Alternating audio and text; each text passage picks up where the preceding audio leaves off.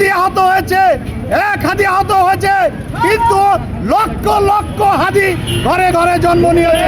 ইনকিলাব মঞ্চের মুখপাত্র এনসিপির সদস্য জনাব হাদি যখন রাজনৈতিক কর্মকাণ্ডের উদ্দেশ্যে বের হয়েছিল, তেমনি এক সময়ে পরিকল্পিতভাবে হাদিকে হত্যা করার জন্য তাকে গুলি করা হয়েছিল। সংগ্রামী সাথী ও বন্ধুগণ, আমরা দেখেছি এই জুলাইকে নিস্তব্ধ করে দেওয়ার জন্য, জুলাইকে ধ্বংস করে দেওয়ার জন্য ওই ফ্যাসিস্টদের দোসর, ওই ফ্যাসিস্টদের আত্মা এখনো ঘুরে বেড়াচ্ছে।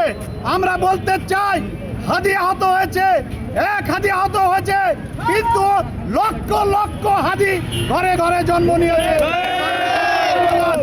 হাদি সুস্থ না হওয়া পর্যন্ত এবং হাদিকে যারা হত্যা করার উদ্দেশ্য করেছিল তাদেরকে গ্রেপ্তার করা না পর্যন্ত আমরা ঘরে ফিরে যাব না। এবং জুলাই যোদ্ধারা, আমাদের সংগ্রাম, আমাদের লড়াই এখনো শেষ হয়নি। ওই দোষরদেরকে চামড়া তুলে দিয়ে, জেলখানায় দিয়ে, বাংলাদেশ থেকে তাদেরকে সরিয়ে দিয়ে আবারও জুলাই যোদ্ধারা প্রমাণ করে দিবে জুলাই ছাড়া বাংলাদেশে কোনো ফ্যাসিস্টদের স্থান নেই। সংগ্রামের সাথী